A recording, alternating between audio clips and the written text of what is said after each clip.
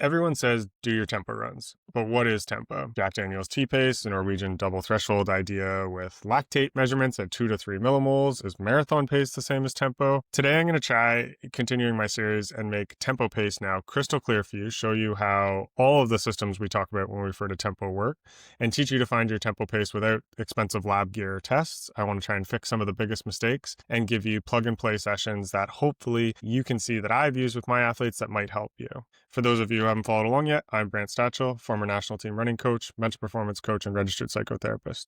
Over the last 15 years, I've coached everyone from first-time marathoners to Olympic hopefuls, and I've tried to help athletes break through physical and mental plateaus using evidence-based training and mindset strategies.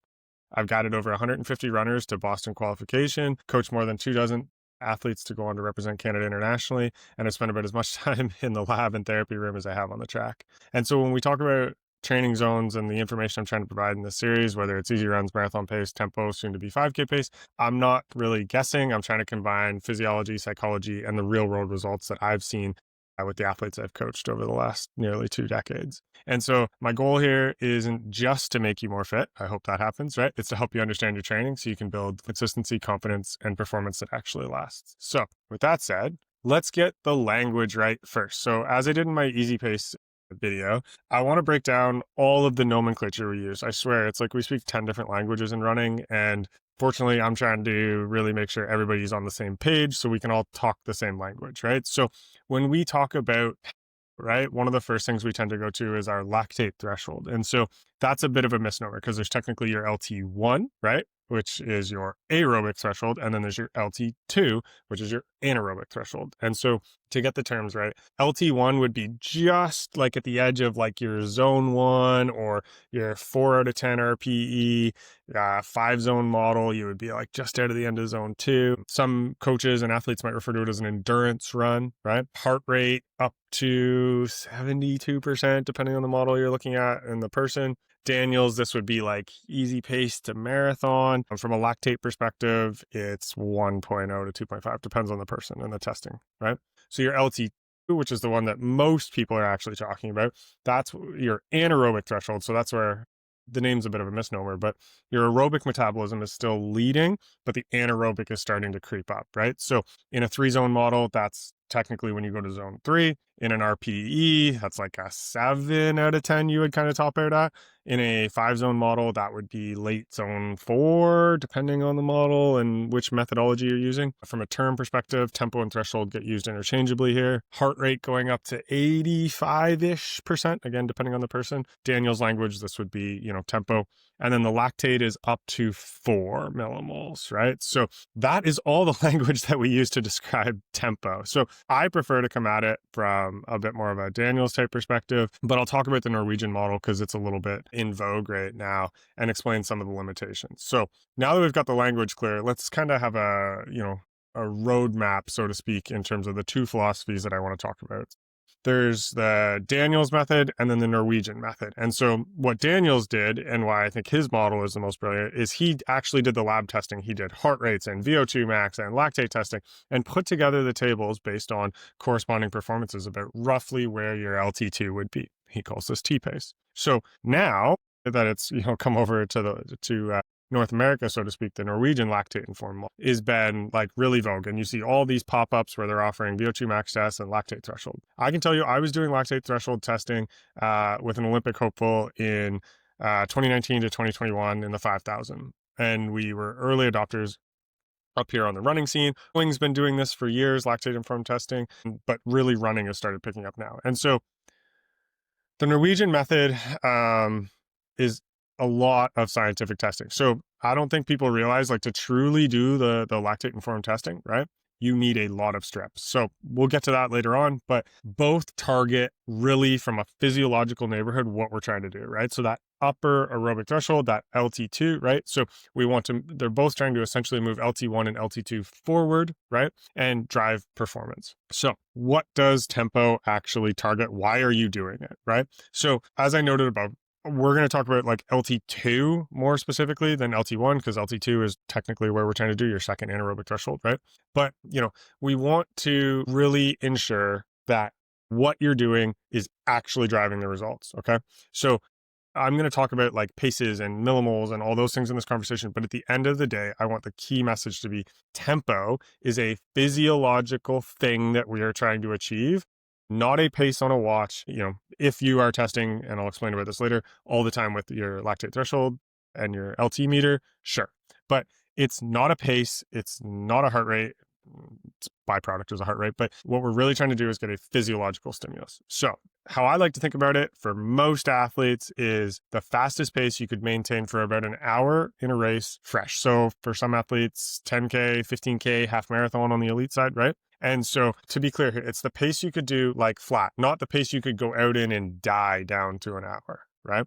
So when you're looking at what we're trying to target, it's that hour-ish type pace, drive the LT2 forward, increase your lactate threshold, as people say, which helps drive performance. That's one of the bigger indicators. This is why there's been the, long time argument about, well, if so-and-so has a high VO2 max, they should win. It's like, well, yeah, but your lactate threshold, if you can boost it to a higher percentage, means you can run at a faster pitch for longer in theory. So we're not going to go down that train, but I wanted to just open with some of that information. So first philosophy, Jack Daniels, tempo pace, T-pace, and what we're doing. So again, I know I just said, tempo isn't a pace. We're going to use pace as a proxy here. Paces are a proxy for the physiological stimulus that we're trying to do, right? And so you can think about it also as comfortably hard if you want to use some like broad-based nomenclature, right? But again, it's that 60 minutes in a race, right? And so the real purpose here is raise the speed that you can sustain before lactate overwhelms you, right? So again, going back to the heart rate, 82 to 88%, give or take, of heart rate max, right? And so if you look at a Daniels style tempo, right, there'll be, 20 to 30 minutes straight would be a bigger one for him. He will use the language cruise intervals, broken tempo, so 3x10 with, 2 minutes recovery, right? And so that's really the bread and butter of the Daniels system is the tempo running. So it's easy running and tempo running in particular, right? And this is why you see tempo running spread out across all from like mile to marathon training plans. You see tempo in there because it is one of the biggest pieces, right? And so in the Daniels model or the Daniels system, we're really trying to keep T-pace volumes to roughly 10% of total miles. Okay.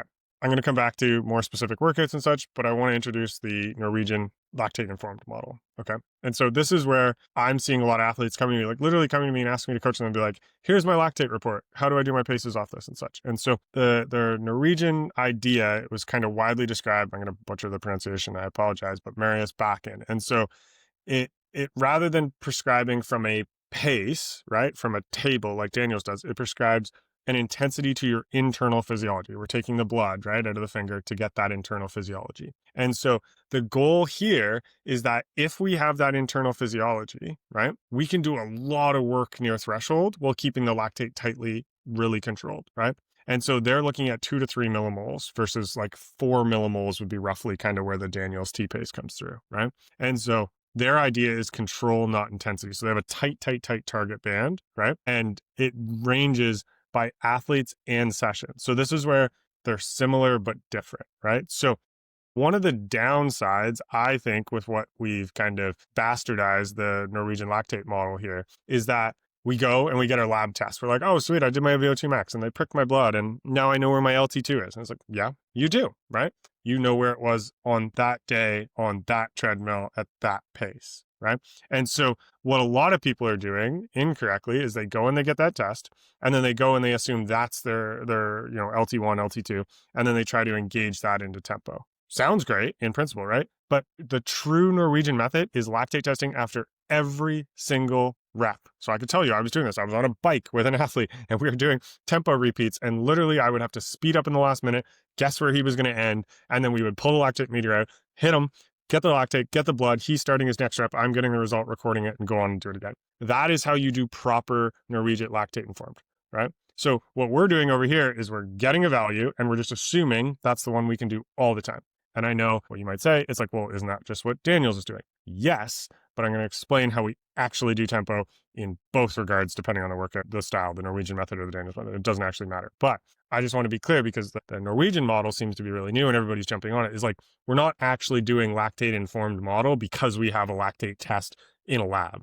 Lactate-informed model is actually testing every time. And this is why I actually think the Norwegian method is not that applicable or actually helpful for most non-elites who don't have somebody testing them every single rep. And so when we look at, okay, you got these two methods and both of them have drawbacks. Absolutely. So how do we find your tempo triangulation without going to a lab or without testing all the time? So this is kind of what I do with my athletes, and I explain a lot with tempo because it is, the bread and butter, right? So whether you're listening to this in your Team Daniels or Team Norway or Team Heart Rate or whatever, doesn't matter to me. I just want to make sure we triangulate it through multiple data sources, right? So the biggest caveat to remember is, there's Daniels T-pace, right? That assumes good conditions. There's the Norwegian lactate testing. That's like the intensity controlled one per rep. I'm going to assume most of you aren't doing that. So it really is taking that, inference, let's say, from your test in the lab and applying it outside. So the biggest thing I see people do wrong is they go, okay, that was my pace in the lactate test, or that was my pace on the Daniels. And that's the pace I have to run no matter what to get my LT2 and to push it. And so what's wrong with that is there are hills and wind and different terrain and different temperatures. Right? And so we need to recognize that that's a data piece and that's a tool, but not be a slave to the watch. And so I talked about this a little bit in the marathon and the e-pace, right? But I like to triangulate things. So if I'm going to use like Daniels, right? So I'll get a recent race performance and we'll go to the VDOT and we'll get the T-pace. And then I'll also use the Daniels tool because if they're at altitude or heat in the summer, especially for us in the Northeast here, right? It really helps to dial that in, right? The second piece I would look at is how you feel in breathing, right? So comfortably hard, short sentences, you're not gasping, right? I would use heart rate as a proxy, right? So I talked about that 82, 88%, heart rate max. One of the reasons I use heart rate as a proxy and helper is because, again, most people don't have an actual max heart rate test. We're going off some unvalidated metric on a watch, right? So that's why it's in there, but not set up as a specific piece that we're going to use. And so when we look at all this, the second biggest mistake I see people do is they don't ask early and often enough, could I hold this effort, right? Because I don't want it just to be the pace on the watch. Could I hold this effort for 45 to 60 minutes? What a lot of people do is in the first 2 minutes, they'll do a little check-in, be like, oh yeah, I could hold this forever. It's like, well, I could hold almost any pace with 2 minutes, right? And think I could do it, right? But to actually parse that effort out is really, really important. And so I'm always asking myself, and I'm encouraging athletes, like my athletes are sick of it, but every time they upload a tempo, I'm like, how did you feel? Right? It's like, I want to know how you felt, how you thought about that and how you approach that workout, right? And so if you don't think you can hold it for 45 to 60 minutes, regardless of what the pace says, regardless of what your heart rate says, right? That is telling us that you're probably above your LT2. Right. And so what happens here goes into all the mistakes we see in, kind of bad training, or oftentimes athletes who are self-coach who are really subjective. I don't blame you. You're chasing your goals. It's just the way it is. That's why coaches are around, to be a little bit more objective. Right. So most athletes, if they don't get that effort question right early, right, they end up either breaking the session up because it's too fast and not manageable. Right. And then what happens is they end up going too fast and they're turning it into a VO2 max session versus a tempo session. And so I would argue, if you think of, the lactate curve, like we've all talked about, right? As soon as you go up past that curve, you've gone too fast or too hard, you're actually losing the benefit of the workout, right? It's better to be under the curve and slower for tempo work than it is to be over the curve and faster. And I know that's counterintuitive to how we like to think as athletes, right? Where it's like, oh, if I keep pushing and I go harder and more miles and all this, right? But, I hope, as we're, going through this kind of series, people are seeing that like intensity control is one of the most key things to being consistent. And it's even more crucial in tempo because we have that lactate threshold, right? And when you go over it, you lose the benefits of trying to push up against it, which is what we're trying to do with tempo training, to push it ahead, right? So, the VO2 max intervals, the faster intervals that you're going to do on a separate day, those also help, right? But leave those to those days. We don't need to do those when we're doing tempo run, right? And so the second thing I see, and I talked about this a little bit, is they end up going too fast, so they change it. Or they plan tempo sessions that are too short to matter, right? So you'll see this in the Norwegian system where they'll do, 60-second bits, but they're doing 25 of them on really short recovery, and they did a longer one in the morning, right? So that's a different style. For most of us that one, we don't have the volume. Two, we don't have the durability. Three, we don't have the actual lactate threshold, testing in strips and somebody there every rep to do it. That's why I don't like to push that way, safer on the elite side. I would rather do a Daniel style one where you're doing like 20 minutes continuous or 25 to 30 minutes of total threshold broken up with short recoveries, right? And so that just gives you enough time to get up to the curve, come down a little bit, up to the curve, down a little bit. So you maximize that time close to LT2, right? The third one I see is people taking too long of recoveries on cruise intervals, right? So let's say, workout 5 by 5 minutes at tempo, right? So 25-ish minutes total of work, right? So really we're getting the benefit, in the first rep, you could say this is a really simple example, 1 minute in the first rep, right? Maybe 2 minutes in the second rep, 3 minutes in the third rep, 4 minutes in the fourth rep, 5 minutes in the fifth rep, based on how close you are to your LT2 and how much your recoverability is in between reps, right? So the common mistake I see people do is they'll do like 2 or 3 minutes and they'll let their heart rate come completely back down, right? So they're super fresh going into the next rep. So they don't actually get close, right? So you think about it this way, the longer recovery, the more your lactate comes down, right? So then you have to build it back up to get closer again, right? So if you're taking too long of recovery, that's generally you're going too fast in the workout, right? Or you don't understand proper workout structure to get the physiological response that we're looking for, okay? And so on a session like 5 by 5 minutes, I would only do a minute, and it's like easy jog shuffling. You're not standing still. You're not getting at your phone and scrolling Instagram. We used to joke back in the day, it's like you're not reading the newspaper while you're on break. So those would be the first 3 kind of mistakes I see. The next one would be confusing marathon pace with tempo. I hear that one a little bit, not as often, but marathon pace is for almost everybody, is actually dramatically slower than true threshold. So remember, tempo pace, 45 minutes to an hour. Marathon pace for most people, 2 hours, 3 hours, 4 hours, right? So they're going to be very, very different, right? The next mistake I see people kind of come to when they first come into running or their self-coaching is they do too frequent or too much tempo volume. Now, there's phases of the season and where you're at, and when we're looking at individuals, it's like, where are your gaps and how do we close them? So there might be times of the year where we do more than 10%, 15% of tempo volume, right? But if you are just doing tempo and you're not doing max VO2, you're not doing strategy, you're not doing rep pace, you're not doing e-pace. I think everybody should do e-pace actually. If you're not, you should. But if you're not doing those things, right, then you don't get the full picture, right? Like this is a problem we have in running and, endurance sport right now in the influence is like, you got to be 80-20 or you got to be this, or you got to be tempo, or you got to do VO2 max or, LT2 work or whatever. It's like, you actually just need everything. I hate that argument. It's so ridiculously dumb to what we're doing in the sport. Like no elite athlete, and this is the way we should measure it, is like, if elite athletes are doing this, who are getting paid hundreds of thousands of dollars, sponsored by the biggest shoe companies in the world, if they're not training this way, what makes you think that the somewhat decently fast but lot of follower Instagram influencer has figured it out? Not the case. It's not happening. So, if you're doing tempo stuff too fast or too frequent or too much, you'll lose the benefits of the other pieces. And again, it's really about how we put the pieces together. That's how you get performance, right? And so on to the next mistake. So it's ignoring the drift or fading late, right? So if you're fading at minute 10 or minute 12, or you're going, oh my goodness, I don't think I can actually hold this for 45, 60 minutes, right? You're going too fast, right? So the aim is to hold a steady output. So one of the things I do, and you get this when you run a lot of volume, is you're actually pretty tired coming into a tempo session. And so, especially if you've done a long run, like 48 hours before. And so I always made it a goal to do the first mile or 2 miles of the tempo work, like couple seconds slow per mile, like ease into it. Remember, right? We don't want to go over, right? So more time under is better, right? So if you're fading out, right, slow down. There's no problem slowing down in the first bit. It's totally okay. And the last one I kind of mentioned off the top, right? Most people aren't willing to change and adjust because we tend to, slave to the watch or slave to the heart rate, or we've got the beeper on for the pace or the heart rate ranges, but adjust to your environment. My summer tempo is, 30 seconds a K slower sometimes because we get to like 40 degrees Celsius, whatever that is in Fahrenheit, up here with 100% humidity. It's like, I can't run the same pace that I do in the fall now, right? If I'm on a hilly spot, if I'm on grass versus road, right? So I'm always checking in with that effort and that question, right? So, even I've got athletes who are at altitude. We got to change that completely because sometimes if they hit a hill at altitude, it spikes a little bit faster depending on how adjusted they are, right? And so if you can adjust to that bad environment or, conditions that you have, again, that's going to help you be more consistent with your training.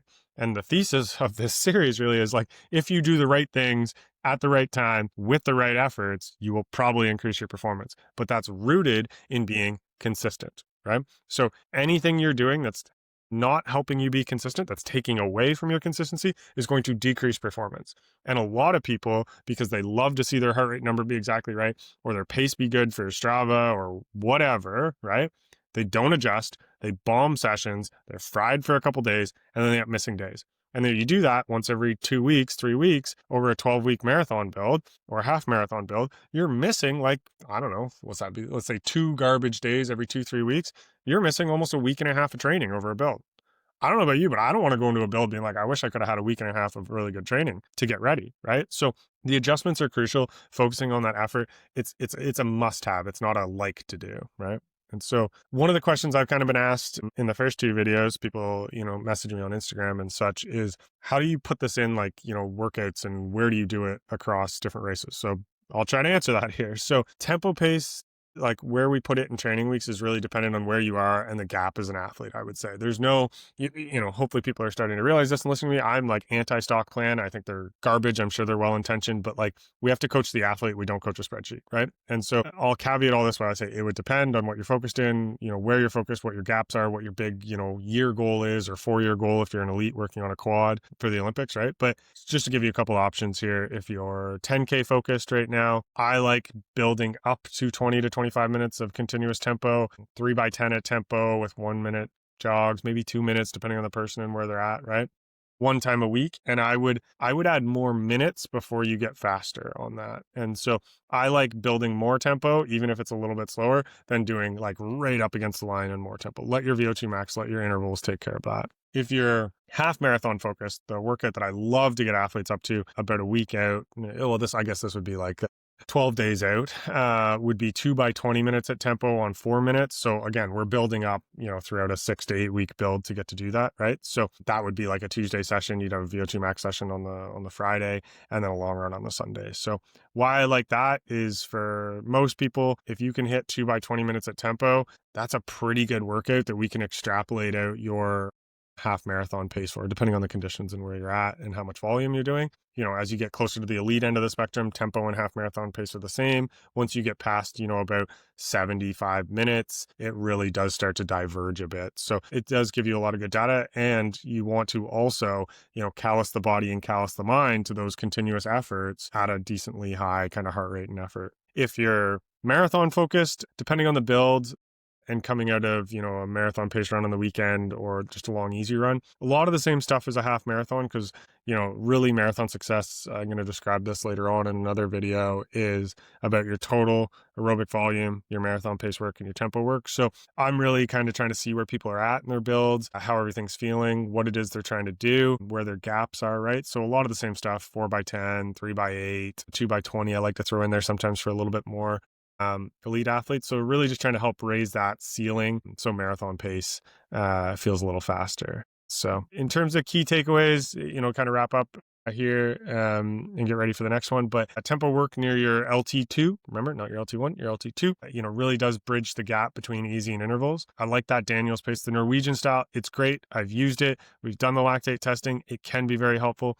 But again, it totally doesn't matter if you're not testing after every rep, because you just don't have the data to do the sets and the workouts as prescribed, right? Overall, ask yourself, could I hold this for 45 to 60 minutes? If the answer is no, slow down. And I'll tell you, it's totally fine to be slower on tempo than you think you should be. The effort is what's key. The proxy that we use as pace or heart rate, or lactate is the true measure, but the proxies of pace and heart rate don't actually matter as long as the effort's right, because remember, we want to stay under that curve, not over. And so hopefully that helps you. This is a big contentious one. There's a lot of stuff in here, and definitely ask questions in the comments. If you want to know more, I'm happy to answer them. And hopefully you're looking forward to the next one up in the series, which will be VO2 max type intervals, to kind of finish off this series on the training methodology. I'm told I should ask you to follow and subscribe and like this video, because apparently it helps. I don't know if you want to, go ahead. If not, don't do it.